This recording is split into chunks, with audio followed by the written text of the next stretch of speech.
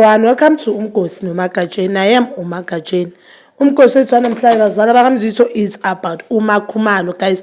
uMakhumalo unkosikazi kaMseleku, where is 3 years, is the third wife kaMseleku, and she's very gorgeous, guys, and une taste even empahleni. So uMakhumalo, we know that last week she bought a car, but ikhaya khona bangayivulanga sishinga ukuthi imoto enjani.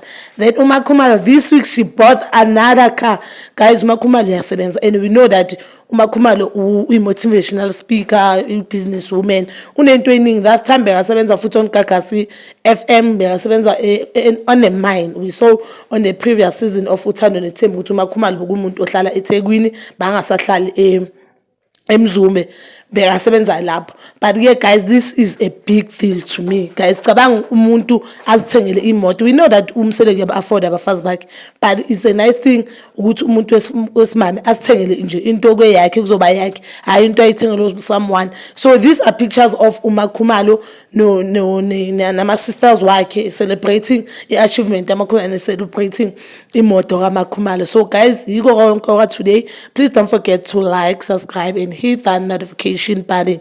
Nginithanda ukuya nokubuya.